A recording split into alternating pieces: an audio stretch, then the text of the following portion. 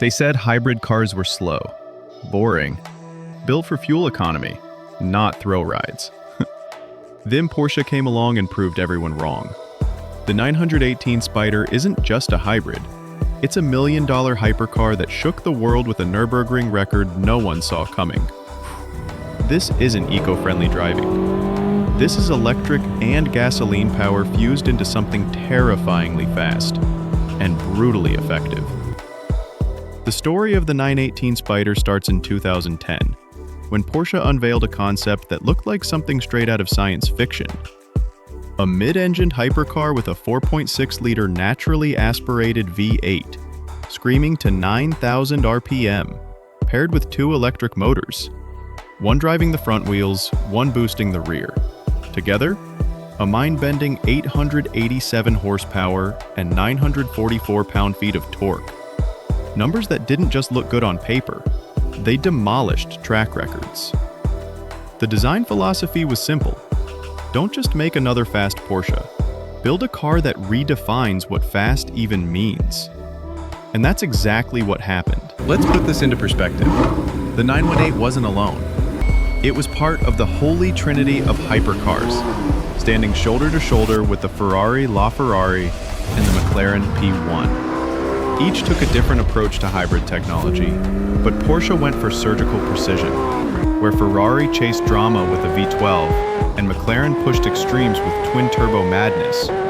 Porsche engineered a car so well-balanced, it felt like cheating. The engine itself was derived from Porsche's RS Spyder Le Mans prototype. That meant race car DNA running through every cylinder. The 4.6-liter V8 made 608 horsepower on its own, while the electric motors filled in the torque gaps instantly. Zero turbo lag, no waiting for power. Just endless, neck-snapping acceleration. And the numbers? Brutal. 0 to 60 in 2.5 seconds. 0 to 124 miles per hour in just 7.2 seconds. Top speed? 214 miles per hour. These figures made the 918 Spyder one of the fastest accelerating road cars of its time. But Porsche wasn't satisfied with drag strip glory. No, they wanted the Nurburgring crown. In September 2013, the 918 Spyder set a lap time that shook the world. 6 minutes, 57 seconds around the green hell. The first production car to break the 7-minute barrier. That's faster than most dedicated race cars on a track that has humbled the greatest machines ever built. Suddenly, the hybrid experiment wasn't a gimmick. It was the future. But here's the crazy part. This $1 million hypercar could also drive silently in full electric mode for about 12 miles. That's right. The same car that crushed the Nürburgring could also creep through a neighborhood like a Prius. It was dual personality engineering at its finest. Part eco-warrior, part apex predator. And the tech didn't stop there. The 918 Spyder featured torque vectoring, active aerodynamics, adaptive suspension, and a carbon fiber monocoque chassis weighing next to nothing. Porsche obsessed over every gram. Even the exhaust was mounted on top of the engine, not for looks, but to reduce heat soak and improve efficiency. Every detail had a purpose. Now, let's talk exclusivity. Porsche only built 918 units of the Spyder, each carrying a base price of around $845,000. But let's be real. After options and custom specs, most buyers were dropping over $1 million. And today, clean examples are selling for well north of that, climbing steadily as collectors realize just how significant this car really was. Think about it.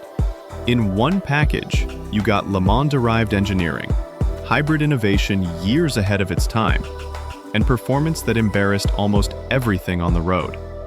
The 918 wasn't just a hypercar. It was a flex from Porsche saying, we can do hybrids, and we can do them better than anyone else. Of course, the 918 had its rivals. The LaFerrari boasted a naturally aspirated V12 with 950 horsepower, while the McLaren P1 used a twin-turbo V8 and aggressive aerodynamics to chase lap times. All three are legends, but the Porsche stood out for being the most usable. While the Ferrari and McLaren felt like wild beasts, the 918 was a precision instrument. Drive it hard on track, or cruise in electric mode through the city. It handled both worlds with ease. And tuners? Oh, they loved the 918. Some owners have pushed the power well past 1,000 horses, exploiting the hybrid system with new software and upgrades. But honestly, even in stock form, the car feels like it bends the laws of physics. The legacy of the 918 Spyder is massive. It proved that hybrids weren't the enemy of performance. They were the next step.